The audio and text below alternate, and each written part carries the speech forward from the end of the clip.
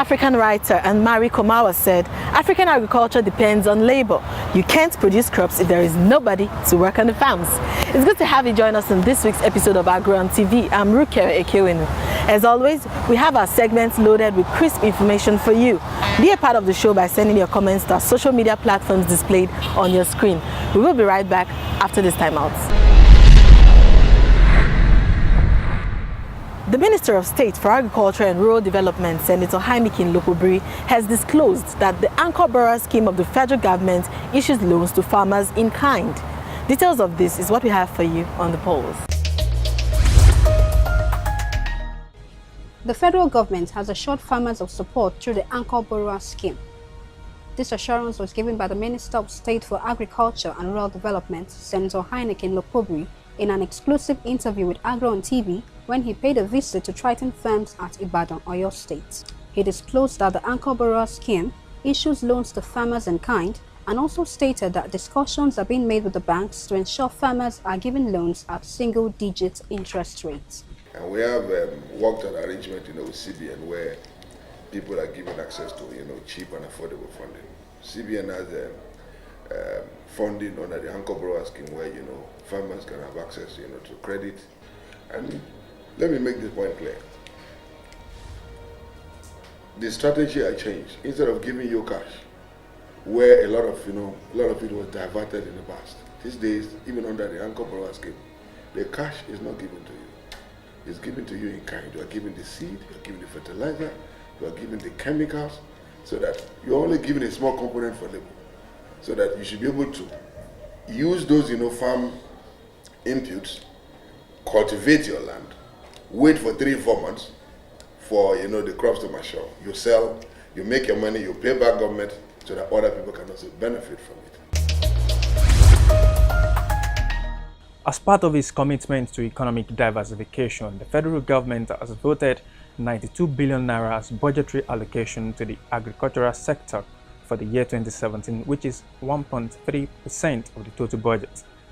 President Muhammadu Buhari, who announced this during the 2017 budget presentation at the Joint National Assembly on Wednesday, December 14, 2016, expressed that the budget was primed to focus on economic recovery and growth strategy.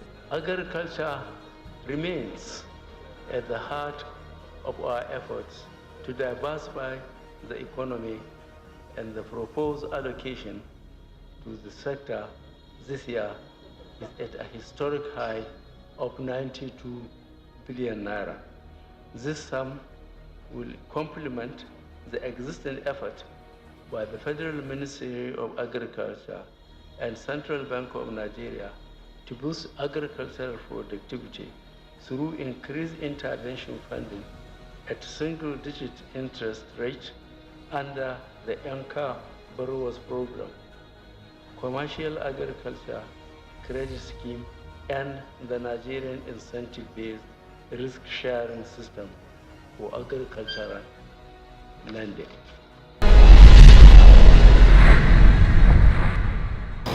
The state of exports in Nigeria is currently suffering a lot of hiccups, hence the decline in the export system of agricultural products.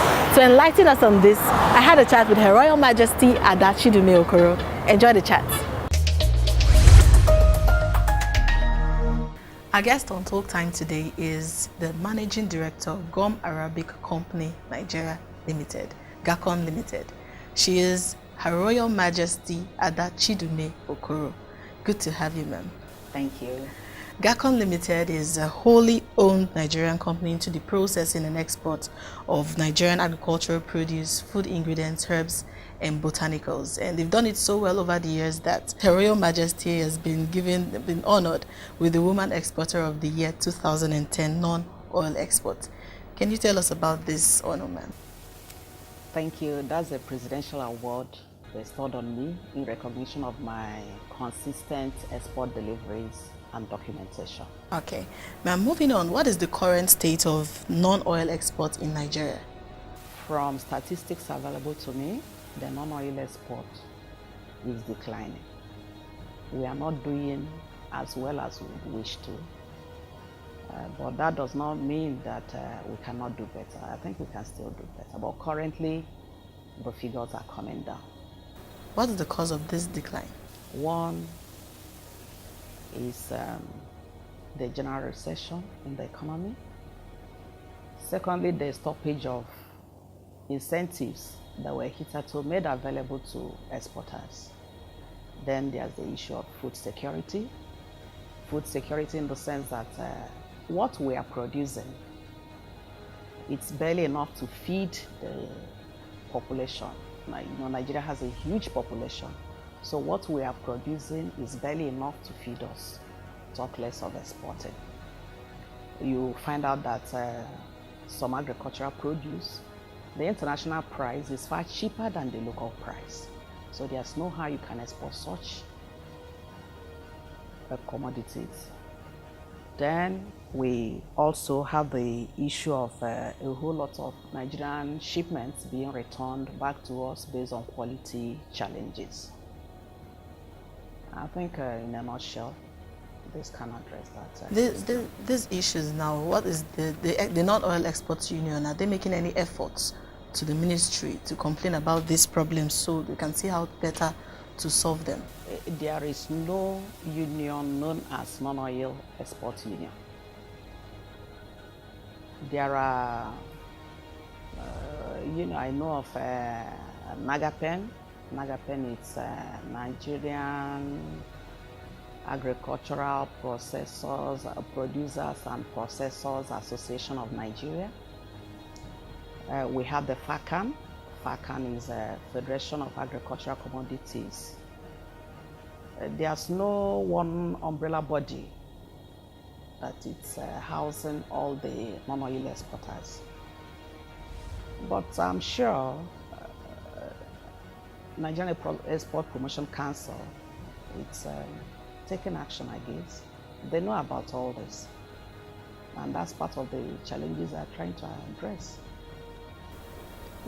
Speaking of the challenges, what particular challenges are akin to non-oil exports that is causing this decline?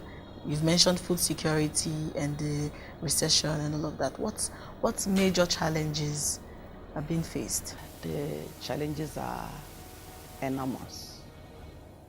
I would tell you that quality issues, basically, quality issues, standardization issues, market access. We need government institutional support. There are a whole lot of challenges we have. We can't wish them away. Export is not an all-comers affair. It's highly technical. So if we are serious about the exports sector, non-oil export sector, then we need to do a whole lot more than we are doing currently. Okay, bearing this in mind, what's the capacity of the non-oil export sector as regards job creation in Nigeria? There's a huge capacity. Non-oil exports, precisely we are talking about agri-exports now. It can solve the current unemployment problem we are having in Nigeria with the youth, even with the restive groups. You talk about militants. You can use it to empower them. You can use it to empower women. Everybody will have something doing. But the unfortunate thing is that when you come to the cities, a whole lot of people would rather be in the cities, not doing anything. Whereas these are labor hands needed in the agri sector down home, in the farms. So it has huge potential for the creation of jobs. Since it does have huge potential and a lot of youth would like to have something doing rather than being jobless in the cities, what's the role of the federal government in this? How do they make agriculture better for the youth to feel more interested and they will want to leave their city and go to the village or go to the farm to work? The royal fathers in Imo State, they came up with this cooperative arrangement. They call it Royal Fathers in Agriculture. It's like a cooperative association. So they bring together youths, say maybe 200 400 youths under them.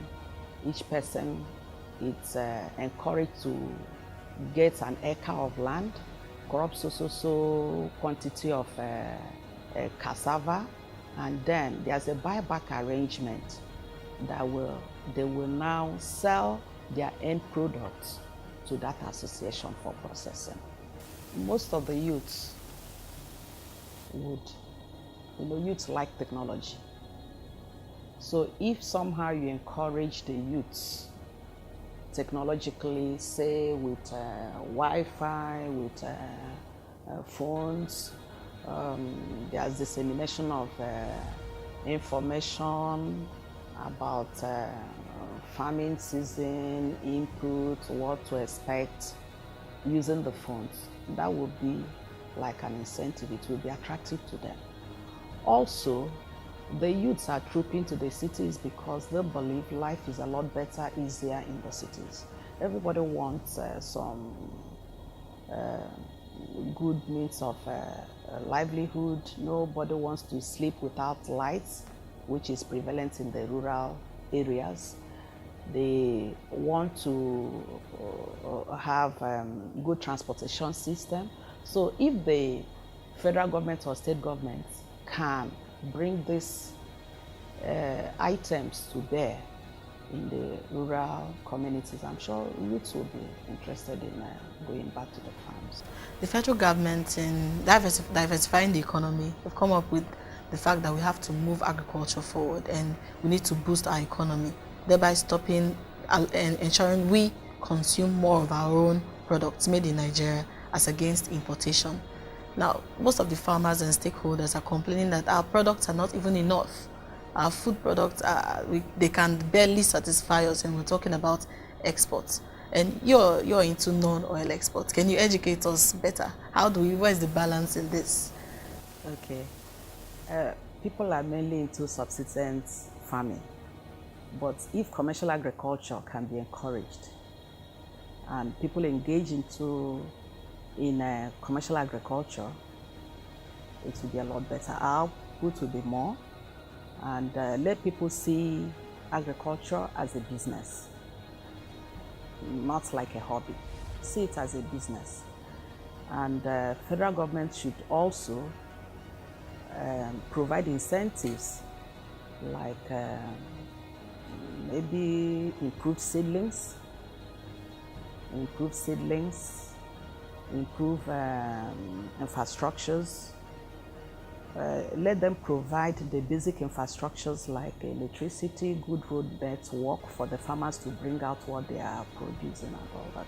But if you're wondering that some of the commodities are not in short supply here, yes, you're very correct. Something like cassava. The international price of cassava is a lot cheaper than cassava locally. So there's no how you can think of exporting, for now, items like cassava. That would be a nightmare. The government, both the state government and the federal government, should encourage cooperatives and mutuals, where people come together, they own farms, and their access to funding would be a lot easier. Access to land would be a lot easier. Then there will be pool of resources. They can come together, people can come together under cooperatives and mutuals and farm. Their output will be far more than individuals farming. We've talked quite about the export system and the challenges. Sealing it now, what exactly is the way forward in terms of non-oil exports in Nigeria? The government has to give full support, lend its full support to non-oil exports. Countries like China, for market access, their government follows them all the way to access the market. If you go to international exhibitions and trade fairs, you will see a whole lot of, you will see China Pavilion, where you have more than 50 exhibitors exhibiting different types of Chinese products, made in China products. They are exports, they are both manufactured and raw materials. But we cannot be serious with exports, the Nigerian government, I mean now. When you go to such market access places, you hardly see our presence. We may not even have one single booth of a business that came from Nigeria. So if we are serious about this non-oil export, the government has to collaborate with some other international agencies like USDA, United States Department for Agriculture, because most of the exports emanating from Nigeria run into quality issues. Different standards. We have to look at our packaging. We have to look at our appearance. It's not easy to get into the international market to export. There are basic things that the government needs to do. Talking about certification. Now the world is more interested in organic products.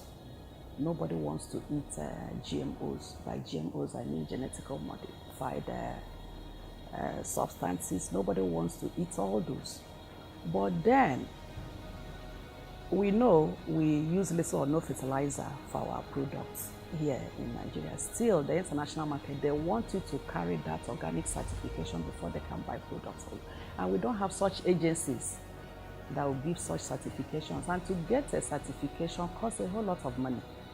You are talking about $5,000 per annum per product. Per annum per product.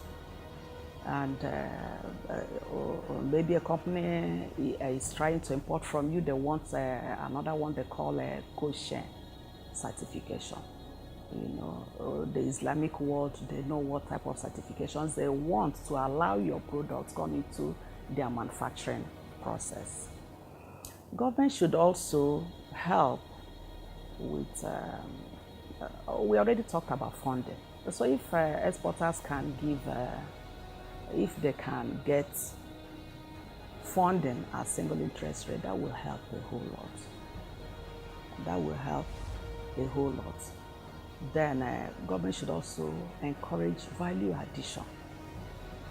I once went to a trade fair in the last 18 months, very much unlike the raw produce we are exporting now. The market is asking for something very different from what we are used to. Now, instead of a customer asking me to supply dry split ginger, they want ginger oils, they want ginger flavors, they want concentrates, and things like that, and colors. So we have to understand what the market is asking for. And it's the government that will help with the quality issues through partnering with different other countries' agencies. When we say export, a whole lot of what goes out of Nigeria's exports goes to the neighboring countries within Africa. It's very difficult for a Nigerian company to export anything outside the shores of Africa because of the quality requirements. They don't believe what we are bringing is worth anything. So the government needs to collaborate with some of these countries' agencies to ensure, it's like the government needs to carry the exporters at their back and let the international community know that we have something to offer. You know, with the era of 419, even to get a single contract, export contract, is very, very difficult and hard. If it's before, you go to an international exhibition, you exhibit your products, by the time you're coming back, you send out mails to the prospective buyers. They will answer you. But now, any mail that is coming from Nigeria is treated with suspicion by the international community. Why? Because of 419, Yahoo, and all that. The government needs to come in. What are they doing? What needs to be done for us to regain our lost glory? The image of Nigeria is not so good when it comes to goods living the shores of Nigeria. Thank you very much, ma. Our guest has been Her Royal Majesty Ada Chidume-Okoro, who is the Managing Director, Gum Arabic Company Nigeria Limited, and also the Woman Exporter of the Year 2010. Thank you very much. I really appreciate you. Thank you. Yeah. If you watch that match, you see the message, this guy don't sabi anything. Are you blind? Can't you see? Mama Sunday, what's the matter? Mama Sunday, answer us now. Who has offended you today? Did they send Sunday away from school? Look at my son. He just came back from school and there is nothing for him to eat for lunch. I was hoping that he would have had some food in school as promised by the current administration during their campaign. I am tired of the promise and fail of this government, especially on this school feeding policy. Is that why you're worried? Forget about these politicians for now. This school feeding policy to me is a prank. Even if it's not a prank, Uche, of what benefit is it to us? What do we stand to gain from it? School feeding what? Let me tell you one thing there. All these things, all these are promises. It's just a hoax. Look, it is business as usual. That's the main thing. First of all, they will provoke the empathy of the masses. Then you now take advantage of their weakness to gain votes. Left to me, all this policy, it's not the light of day. Guys, listen to me. This government is clueless. Clueless. They don't know what to do at all. They are very clueless. Very, very clueless. They touch their priorities. Adamu Uche! Yomi, this is wrong. You people cannot be correct. The homegrown school feeding program is a policy of this government that is aimed at providing primary school age children like Sunday with one balanced meal a day, which will enable them grow properly and have their brains properly formed. That way, you can have professors coming from children like this. Because if a child like this is getting a balanced diet, his health will be protected. So we will not be having issues of children dying and children having problems and government spending money on hospital bills. But my people, the homegrown school feeding program of this government is one that we all must support in order for it to succeed.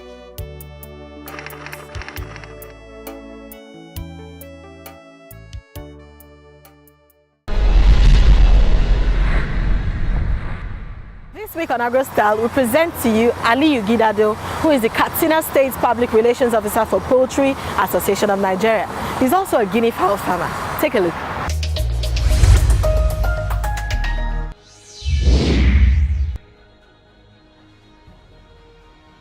Aliyu Gidado. I'm a farmer from Katsina State in Katsina. I own Sahara Chicks and Hatchery. I'm into production of chicken and guinea fowl.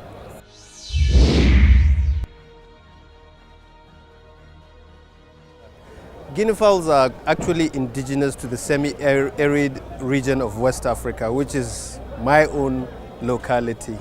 And besides the adaptability and being very economical in terms when you compare them to chicken, they are more disease resistant.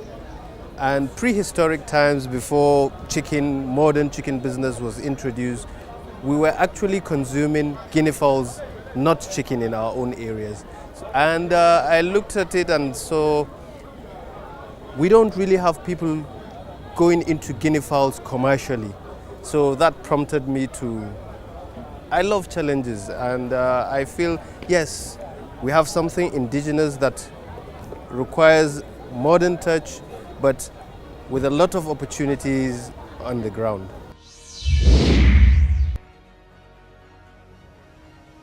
Very challenging, like any other business. Very challenging, teething problems here and there, finances, very typical of setting up a business in our economy. You almost have to do everything by yourself.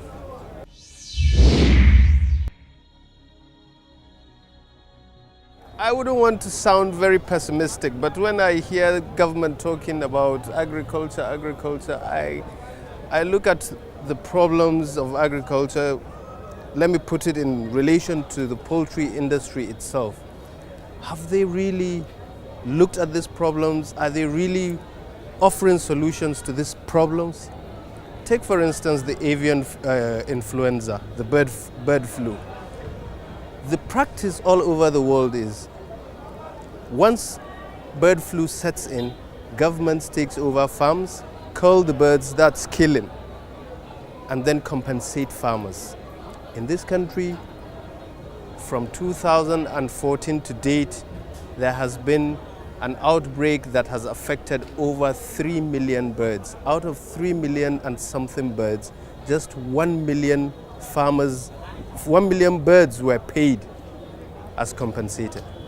The rest, 2-point-something million, the farmers are still waiting.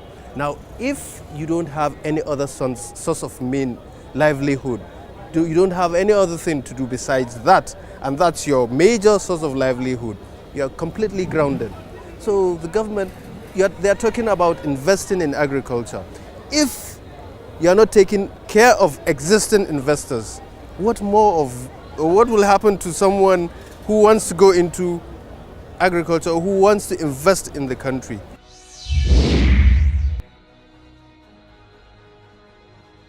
There are lots of prospects in the business because I'll tell you something.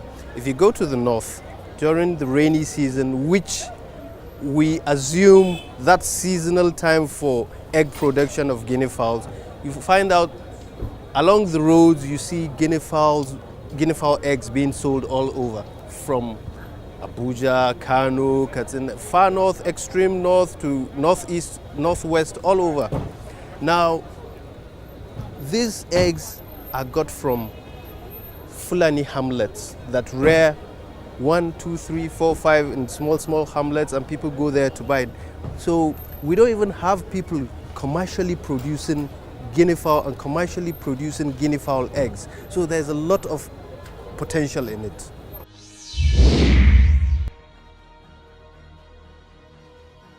First and foremost is we had to get our breeds from France. The French guinea fowl is an improved version of our own local domesticated guinea fowls, which tend to be heavier and which are more productive. So any animal that you want to go into producing commercially, you must make sure you have the right breed for commercial purposes.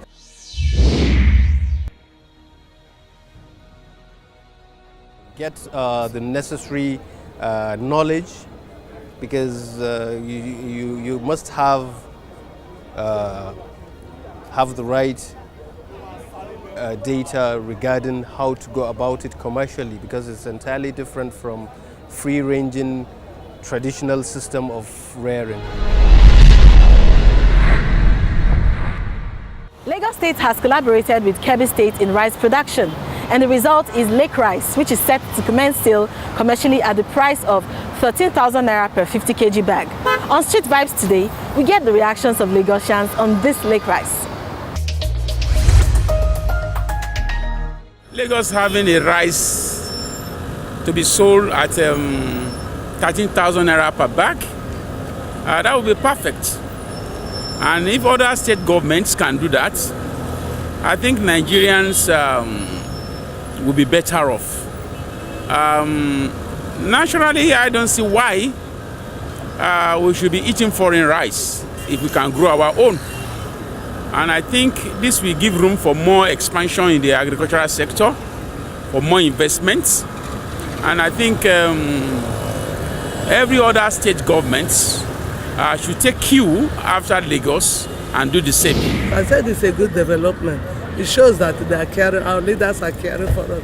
And by the time it begins, at least the changes we are clamoring for will begin to be visible. What Ambode is trying to do to bring in a brand of rice that is going to be tagged Lagos rice at a very cheap price. You know, going by what is happening in the society, the common people are suffering hunger. So for him to take such a step, to me, it's a good development. That 13K is too expensive. They should bring it down to 10. After all, before we normally buy it 7.5, it's 6.5, but now it's about 20,000 naira. But some people cannot afford it. Christmas is coming very soon now. Some people are thinking how they are going to feed their family. That 13,000 naira is still expensive. Assuming they can put it for 10,000 naira, some people can struggle to get half back for 5,000 because things is good nowadays. Let us look about those rice that are being imported. How much is the cost of production over there? Over there, before they import it here, the cost of production over there is not even more than, let me just say, like 5,000 to 6,000 naira. But when they convert the money, the dollar, and the import rate, the transportation, everything, you see, that's why the cumulative amount of that 17.5 accrue. But now looking at here in Nigeria, yeah, so that is on the high side. Thank you for being a part of today's show. Did you miss any part of the program? Don't worry, you can always catch up on YouTube as each episode of Agro On TV is available for your view.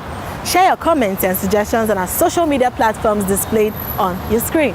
You can advertise your products and services on this show as well as contact us for the management of agricultural projects and events. Until next week, I remain your host, Rukewe Ekewenu. Think growth, think agriculture. Bye for now.